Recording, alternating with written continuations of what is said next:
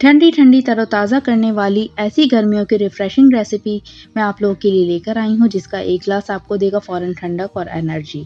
अस्सलाम वालेकुम, कैसे हैं आप सब लोग? उम्मीद है खैरियत से होंगे। मैं भी खैरियत से हूँ और आज मैं लेकर आई हूँ बहुत ही मज़ेदार सी गर्मियों की रिफ्रेशिंग सी ड्रिंक की रेसिपी। तो चलिए रेसिपी को बनाना स्टार्ट करते हैं। मैंने दरमियाने साइज़ के 4 अदद मैंने आम लिए हैं और इसके साथ ही मैंने 1 अदद कैरी ली है। कैरी लेना बहुत ज़रूरी है और इससे ही इसके अंदर जो खट्टा मीठा जो फ्लेवर आता है वो कैरी की मदद से ही आएगा, तो इस वजह से कैरी लेना आपको ज़रूरी है। तो आप कैरी ज़रूर लीजिएगा। मैंने अच्छे से इसे वॉश कर लिया है और अब बस इसे कट कर लेंगे। तमाम मैंगो को मैंने कट कर लिया है और इसे मैं डाल रही हूँ एक कढ़ाई के अंदर और साथ ही मैंने कैरी भी ली है, तो कैरी को भी मैंने कट कर लिया है और बस इसे बारीक लंबा लंबा सा कट मैंने किया है, बिल्कुल रफ से इसकी कटिंग करिए। अब मैं इसके अंदर 1 लीटर इसके अंदर पानी ऐड कर रही हूँ। 2 कप इसके अंदर मैं चीनी के ऐड कर रही हूँ। चीनी आप अपने हिसाब से रखिएगा, जितनी आपको पसंद हो आप उतनी चीनी रख सकते हैं। मैं इसके अंदर 2 कप डाल रही हूँ चीनी और अब इसकी फ्लेम ऑन कर लेंगे और इसे तकरीबन हमने मीडियम आंच पे इसे बनाना है। जैसे ये बॉयल होना शुरू हो जाएगा तो इसकी हम आंच को बिल्कुल स्लो कर देंगे और स्लो आंच पे ये आराम से बनता रहेगा। तकरीबन ये 20 मिनट में बन के तैयार हो जाएगा। ये मैंगो तो बहुत जल्दी से गल जाते हैं पर कैरी को गलाने में थोड़ा टाइम लगेगा, तो इस वजह से हमें बस इसे इतना पकाना है कि इसकी कैरियाँ और आम बिल्कुल अच्छे से गल जाएँ।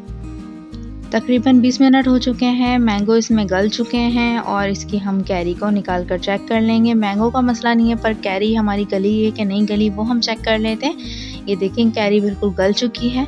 फ्लेम इसकी ऑफ कर देंगे और इसे पंखे के नीचे ठंडा करने के लिए रख देंगे और अब इसे ब्लेंड कर लेंगे।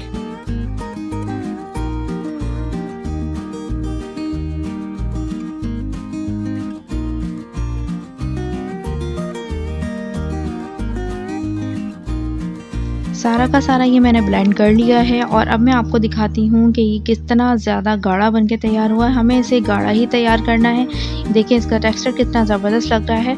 और अब एक साफ़ सुथरी सी बॉटल ले लीजिए। आप इसे जिस बॉटल में भी स्टोर करना चाह रहे हैं उसे पहले आप बॉयल कर लीजिएगा, बॉटल को साफ़ सुथरा कर लीजिएगा, फिर उसके अंदर इसे स्टोर कीजिएगा। तो ये तकरीबन 2 से 3 महीने तक आराम से आपका चलेगा। जब बच्चे आपसे फरमाइश करें इसे बनाने की तो आप इसे 2 से 3 चम्मच आप इसे डालें, पानी में इसे घोलें और पिला दें। माशाल्लाह से बहुत ही अच्छा बन के तैयार होगा। आपको ये बाज़ार से ज़्यादा पसंद आएगा और अगर चीनी की कमी महसूस हो तो आप इसके अंदर मज़ीद चीनी भी ऐड कर सकते हैं।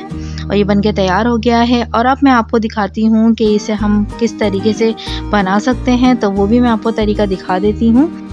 एक बाउल में मैंने 1 कप के बराबर मैंगो स्क्वैश डाला है। अब इसके अंदर मैं पानी ऐड कर रही हूँ। तकरीबन 2 गिलास के करीब मैंने इसके अंदर पानी ऐड किया है। जितना आपको बनाना हो आप अपने हिसाब से इसे कम या ज़्यादा कर सकते हैं। और अब इसके अंदर आपको अगर चीनी कम लगे या आप इसे गाढ़ा बनाना चाह रहे हो तो आप इसे अपने हिसाब से कम या ज़्यादा कर लीजिएगा। और ये मेरे हिसाब से बिल्कुल सही बनकर तैयार हुआ है। इसके अंदर मुझे चीनी की ज़रूरत नहीं है तो मैं चीनी ऐड नहीं करूँगी। बाज़ार से भी ज़्यादा केमिकल फ्री मैंगो स्क्वैश घर में हमारे बहुत ही साफ़ सुथरे तरीके से बन के तैयार है। ये मैंने ली हैं 4 अदद कैरियाँ और इसे मैंने भिगो के रख दिया था ठंडे पानी में, यानी नॉर्मल पानी के अंदर मैंने इसे भिगो के रख दिया था ताकि इसकी जितनी भी गर्मी है वो निकल जाए। और अब इसका छिलका उतार लेंगे। पहले मैं इसका छिलका उतार लेती हूँ, फिर मैं आगे आपको बताती हूँ कि आगे हमें क्या प्रोसेस करना है। छिलकों को हमने कर लिया है रिमूव और अब इसके सेंटर में हमें कट लगाने हैं। तो अब देखें मैं आपको कट लगाने का तरीका दिखा रही हूँ। देखें इस तरीके से हमें इसके अंदर तक से कट लगाना है। इसका लगाने का मकसद सिर्फ इतना है कि जब इसे हम चूल्हे पर पकाएंगे तो ये कट लगी हुई कैरी हमारी जल्दी से बनकर तैयार हो जाएगी और अंदर तक से बहुत ही अच्छे से गल जाएगी। और इसका जब हम गूदा अलग करेंगे तो बहुत आराम से गूदा इसका अलग हो जाएगा। तो बस अब इसे कट लगा लेंगे। तमाम कैरियों पे कट लगाने के बाद अब मैंने इसे चूल्हे पे पकने के लिए रखना है। तो अब मैंने इसके अंदर डाला है तकरीबन 1.5 गिलास पानी का। पानी बस इतना डाल लीजिएगा कि कैरियाँ हमारी गल जाएं। अब इस पे कैप लगा देंगे और कुछ देर पकने के लिए इसे छोड़ देंगे। कैरी को गलने में ज़्यादा टाइम नहीं लगता है और ये देखें बहुत ही जल्दी से और बहुत ही अच्छी सी कैरियाँ यहाँ पे गल चुकी हैं। ये देखें स्पून से मैं आपको दिखा रही हूँ और कट लगाने से ये हुआ कि बहुत ही ज़्यादा अच्छी सी अंदर तक से गल चुकी हैं। और अब इसे एक प्लेट में निकाल लेंगे।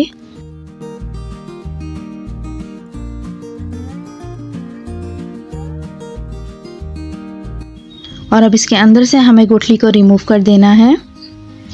बहुत ज़्यादा आपको मेहनत नहीं करना पड़ेगी। वो जो हमने अंदर तक से कट लगाया था उसकी वजह से ये बहुत ही आराम से अलहदा हो जाएगी गुठलियाँ इसकी।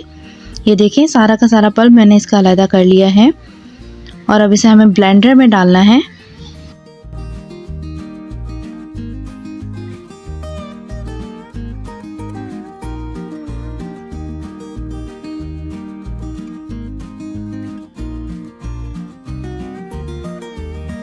और अब इसके अंदर मैं शामिल कर रही हूँ थोड़ा सा पुदीना। काला नमक इसमें शामिल करेंगे 2 टीस्पून।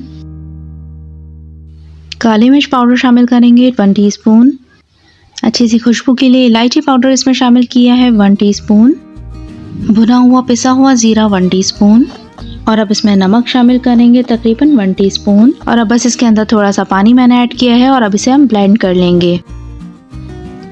ये पल्प हमारा रेडी है और अगर आप चाहें तो इस वक्त इसके अंदर चीनी शामिल करके, पानी शामिल करके आप इसे फ़ौरन बना सकते हैं। लेकिन अगर आप इसे 2-3 महीने सेव करने के लिए बनाना चाह रहे हैं तो फिर जिस तरीके से मैं आपको यहाँ पर शीरा तैयार करने की रेसिपी बता रही हूँ बस इसी टिप को आप फॉलो कीजिएगा। और अब इसका शीरा तैयार कर लेते हैं। यहाँ मैंने ली है तकरीबन 2.5 कप चीनी और अब इसमें पानी ऐड कर देंगे। पानी मैं यहाँ पर ले रही हूँ 2 कप और अब इसे मिक्स कर लेंगे। और मिक्स करने के बाद हमें इसे मीडियम आंच पर बस पकने के लिए छोड़ देना है और इसे हमें इतना पकाना है कि इसके अंदर जो चीनी है वो बिल्कुल घुल जाए। यहाँ देखें ये चीनी बिल्कुल हमारी घुल चुकी है। अब इसके अंदर हमें पल्प शामिल कर देना है। आंच मैंने यहाँ पर मीडियम रखी हुई है और इसके अंदर मैं पल्प शामिल कर रही हूँ। पल्प शामिल करके आप इसे मिक्स करें और इसे कुछ देर पकने के लिए हम छोड़ देंगे। बहुत जल्दी से तैयार हो जाएगा, बहुत ज़्यादा टाइम नहीं लेगा ये।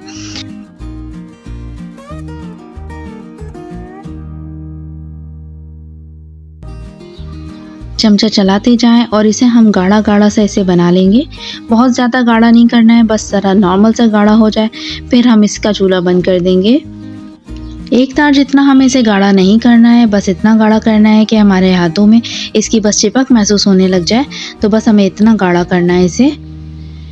फ्लेम मैंने इसकी ऑफ़ कर दी है, ये तैयार हो चुका है। और अब इसके अंदर मैं शामिल कर रही हूँ फ्लेम ऑफ़ करने के बाद 2 टेबल स्पून लेमन।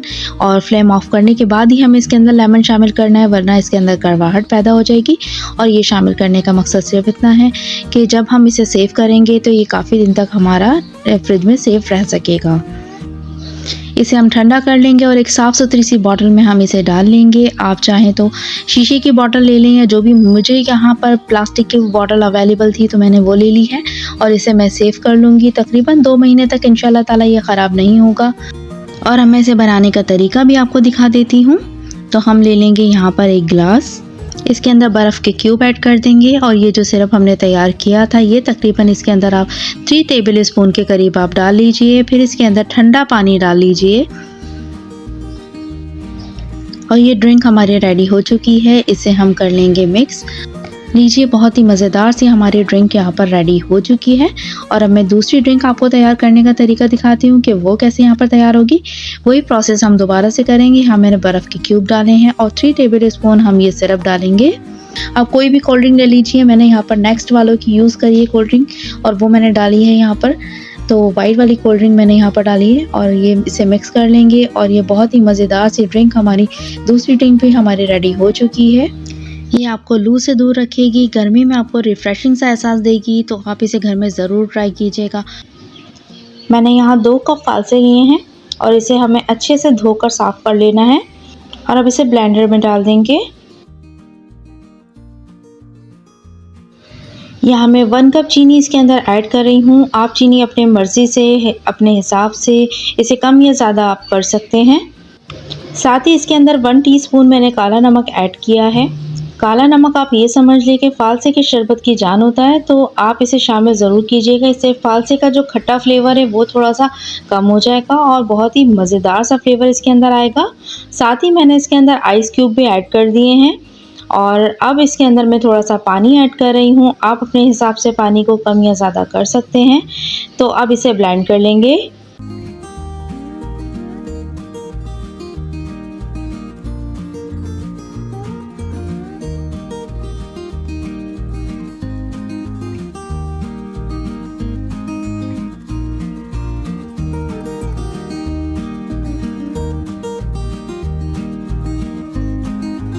क्या अच्छे से ब्लेंड हो चुका है और अब इसे हमें छान लेना है।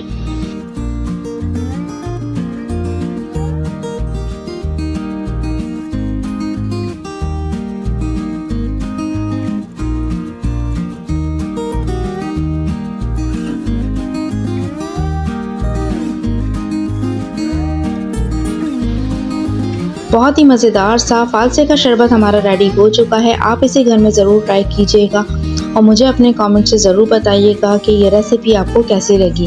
और अगर अभी तक आपने मेरे चैनल को सब्सक्राइब नहीं किया है तो प्लीज़ कर दीजिएगा और बेल आइकन को दबाने से मेरी रेसिपी सबसे पहले आपको देखने को मिल जाएगी।